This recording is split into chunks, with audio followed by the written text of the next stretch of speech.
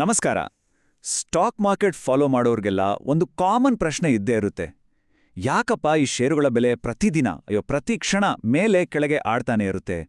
ಒಂದು ದಿನ ನೋಡಿದ್ರೆ ಗ್ರೀನ್, ಇನ್ನೊಂದು ದಿನ ನೋಡಿದ್ರೆ ರೆಡ್. ಏನಿದರ ಮರ್ಮ? ಬನ್ನಿ ಇವತ್ತು ಇದನ್ನ ಸಿಂಪಲ್ ಆಗಿ ಅರ್ಥ ಮಾಡ್ಕೊಳ್ಳೋಣ. ನಮ್ಮ ಇವತ್ತಿನ ಮೇನ್ ಪ್ರಶ್ನೆನೇ ಇದು.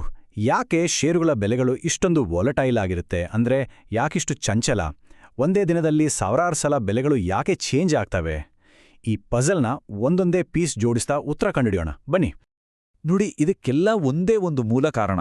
ಅದು ಎಕನಾಮಿಕ್ಸ್ನ ತುಂಬಾನೇ ಸಿಂಪಲ್ ಆದ ಒಂದು ರೂಲ್. ಅದೇ ಸಪ್ಲೈ ಮತ್ತು ಡಿಮ್ಯಾಂಡ್, ಅಂದ್ರೆ ಪೂರೈಕೆ ಮತ್ತು ಬೇಡಿಕೆ. ಸ್ಟಾಕ್ ಮಾರ್ಕೆಟ್ನ ಪ್ರತಿಯೊಂದು ಮೂವ್ಮೆಂಟಿಂದನೂ ಕೆಲಸ ಮಾಡೋದು ಇದೇ ಪ್ರಿನ್ಸಿಪಲ್. ಇದು ತುಂಬಾನೇ ಸಿಂಪಲ್ ನೋಡಿ. ಒಂದು ಷೇರನ್ನ ಕೊಂಡುಕೊಳ್ಳಕ್ಕೆ ಜಾಸ್ತಿ ಜನ ಬಂದ್ರೆ ಏನಾಗುತ್ತೆ? ಡಿಮಾಂಡ್ ಜಾಸ್ತಿ ಆಗತ್ತೆ. ಆಗ ಬೆಲೆ ತಾನಾಗೆ ಮೇಲೆ ಹೋಗುತ್ತೆ. ಅದೇ ರೀತಿ ಎಲ್ಲರೂ ಷೇರನ್ನ ಮಾರೋಕ್ ಶುರು ಮಾಡಿದ್ರೆ ಸಪ್ಲೈ ಅಂದ್ರೆ ಪೂರೈಕೆ ಜಾಸ್ತಿಯಾಗಿ ಬೆಲೆ ಕೆಳಗೆ ಬೀಳುತ್ತೆ. ಇದು ಒಂದು ತಕ್ಕಡಿತರ ಅಷ್ಟೇ. ಹಾಗಂದ್ರೆ ಸ್ಟಾಕ್ ಮಾರ್ಕೆಟ್ ವಿಷಯದಲ್ಲಿ ಈ ಸಪ್ಲೈ ಮತ್ತು ಡಿಮಾಂಡ್ ಅಂದ್ರೆ ಏನು? ಸಪ್ಲೈ ಅಂದ್ರೆ ಮಾರ್ಕೆಟ್ನಲ್ಲಿ ಮಾರಾಟಕ್ಕೆ ಅಂತ ಎಷ್ಟು ಷೇರುಗಳು ಲಭ್ಯ ಇವೆ ಅನ್ನೋದು. ಇನ್ನು ಡಿಮಾಂಡ್ ಅಂದ್ರೆ ಆ ಷೇರುಗಳನ್ನ ಕೊಂಡುಕೊಳ್ಳೋಕೆ ಎಷ್ಟು ಜನ ಇಷ್ಟಪಡ್ತಿದ್ದಾರೆ ಅನ್ನೋದು.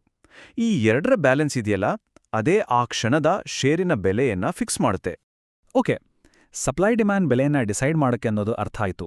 ಆದ್ರೆ ಈ ಡಿಮ್ಯಾಂಡ್ ಯಾಕೆ ಬದಲಾಗುತ್ತೆ? ಯಾಕೆ ಇದ್ದಕ್ಕಿದ್ದ ಹಾಗೆ ಜನ ಒಂದು ಷೇರನ್ನ ಕೊಂಡ್ಕೊಡೋಕೆ ಮುಗಿಬೀಳ್ತಾರೆ ಅಥವಾ ಮಾರೋಕೆ ಶುರು ಮಾಡ್ತಾರೆ? ಇದರ ಹಿಂದಿನ ಕಾರಣಗಳನ್ನ ನೋಡೋಣ ಬನ್ನಿ. ಡಿಮ್ಯಾಂಡ್ ಬದಲಾಗೋಕೆ ಅತಿ ದೊಡ್ಡ ಕಾರಣ ಅಂದ್ರೆ ಕಂಪನಿಯ ಪರ್ಫಾರ್ಮೆನ್ಸ್. ಸಿಂಪಲ್ ಆಗಿ ಹೇಳ್ಬೇಕಂದ್ರೆ ಒಂದು ಕಂಪನಿ ಎಷ್ಟು ಚೆನ್ನಾಗಿ ಪ್ರಾಫಿಟ್ ಮಾಡ್ತಿದೆ ಅನ್ನೋದೇ ಮುಖ್ಯ. ಯೋಚನೆ ಮಾಡಿ, ಇನ್ವೆಸ್ಟರ್ಸ್ ಯಾವಾಗಲೂ ಲಾಭ ಮಾಡ್ತಿರೋ ಕಂಪನಿಗಳಲ್ಲಿ ತಾನೇ ದುಡ್ಡು ಹಾಕೋಕೆ ಇಷ್ಟಪಡೋದು. ಪ್ರಾಫಿಟ್ ಜಾಸ್ತಿ ಆದ ಹಾಗೆ ಆ ಕಂಪನಿಯ ಶೇರ್ಗಳು ಇನ್ನಷ್ಟು ಅಟ್ರಾಕ್ಟಿವ್ ಆಗಿ ಕಾಣಿಸುತ್ತೆ.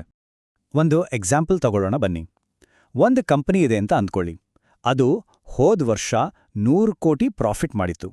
ಈ ವರ್ಷ ಅದರ ಪ್ರಾಫಿಟ್ 120 ಕೋಟಿಗೆ ಜಂಪ್ ಆಗಿದೆ. ಅಂದ್ರೆ ಬರೋಬ್ಬರಿ 20% ಜಾಸ್ತಿ. ಈ ನಂಬರ್ ನೋಡಿದ ತಕ್ಷಣ ಇನ್ವೆಸ್ಟರ್ಸ್ಗೇನನ್ಸುತ್ತೆ? ವಾ, ಈ ಕಂಪ್ನಿ ಗ್ರೋ ಆಗ್ತಿದೆ, ನಾನು ಇದರ ಭಾಗ ಆಗ್ಬೇಕು ಅಂತ ಅನ್ಸುತ್ತೆ ಅಲ್ವಾ? ತಕ್ಷಣ ಡಿಮ್ಯಾಂಡ್ ಜಾಸ್ತಿ ಆಗುತ್ತೆ. ಇದು ಹೇಗೆ ವರ್ಕ್ ಆಗುತ್ತೆ ಅಂದ್ರೆ ಸ್ಟೆಪ್ ಬೈ ಸ್ಟೆಪ್ ನೋಡೋಣ. ಮೊದಲು ಕಂಪನಿ ತನ್ನ ರಿಸಲ್ಟ್ಸ್ ಅನೌನ್ಸ್ ಮಾಡುತ್ತೆ, ನಾವು ಸೂಪರ್ ಪ್ರಾಫಿಟ್ ಮಾಡಿದ್ವಿ ಅಂತ. ಅದನ್ನ ಕೇಳಿದ ತಕ್ಷಣ ಜಾಸ್ತಿ ಜನ ಆ ಶೇರನ್ನ ಕೊಂಡ್ಕೊಳ್ಳಕ್ ಬರ್ತಾರೆ. ಆಗೇನಾಗುತ್ತೆ? ಮಾರೋರ್ಗಿಂತ ಕೊಳ್ಳೋರೇ ಜಾಸ್ತಿ ಆಗ್ತಾರೆ. ಇದರ ಡೈರೆಕ್ಟ್ ರಿಸಲ್ಟ್ ಶೇರಿನ ಬೆಲೆ ಮೇಲೋಗಕ್ಕೆ ಶುರುವಾಗುತ್ತೆ. ಆದ್ರೆ ಕಥೆ ಇಲ್ಲಿಗೆ ಮುಗಿಯಲ್ಲ. ಬರೀ ಇವತ್ತಿನ ಪ್ರಾಫಿಟ್ ಅಷ್ಟೇ ಮುಖ್ಯನಾ? ಖಂಡಿತ ಇಲ್ಲ. ಇನ್ವೆಸ್ಟರ್ಸ್ ಯಾವಾಗಲೂ ಫ್ಯೂಚರ್ ಬಗ್ಗೆ ಯೋಚನೆ ಮಾಡ್ತಾರೆ. ಈ ಕಂಪನಿ ಮುಂದಿನ ದಿನಗಳಲ್ಲಿ ಇನ್ನಷ್ಟು ಬೆಳೆಯುತ್ತಾ, ಹೊಸ ಪ್ರಾಡಕ್ಟ್ಸ್ ಏನಾದರೂ ತರುತ್ತಾ, ಅಥವಾ ಬೇರೆ ದೇಶಗಳಲ್ಲಿ ಬಿಸ್ನೆಸ್ ಶುರು ಮಾಡುತ್ತಾ? ಈ ಥರದ ನಂಬಿಕೆ ಅಂದ್ರೆ ಫ್ಯೂಚರ್ ಮೇಲಿನ ನಿರೀಕ್ಷೆಗಳಿದೆಯಲ್ಲ, ಅದು ಕೂಡ ಡಿಮ್ಯಾಂಡ್ನ ಹೆಚ್ಚಿಸೋಕೆ ಒಂದು ದೊಡ್ಡ ಕಾರಣ.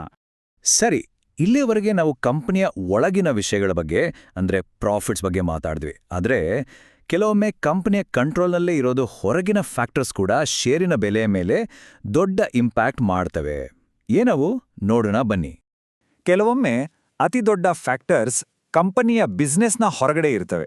ಉದಾಹರಣೆಗೆ, ಗೌರ್ಮೆಂಟ್ ಹೊಸ ಪಾಲಿಸಿ ತರಬಹುದು, ದೇಶದ ಎಕಾನಮಿ ಚೆನ್ನಾಗಿರಬಹುದು ಅಥವಾ ಕೆಟ್ಟದಾಗಿರಬಹುದು, ಅಥವಾ ಗ್ಲೋಬಲ್ ಲೆವೆಲ್ನಲ್ಲಿ ಏನಾದರೂ ಆಗ್ಬೋದು. ಇವೆಲ್ಲವೂ ಕಂಪನಿಗಳ ಮೇಲೆ ಪರಿಣಾಮ ಬೀಳ್ತವೆ. ಇದನ್ನ ಅರ್ಥ ಮಾಡ್ಕೊಳ್ಳೋಕೆ ಒಂದು ಸೂಪರ್ ಎಕ್ಸಾಂಪಲ್ ನೋಡೋಣ.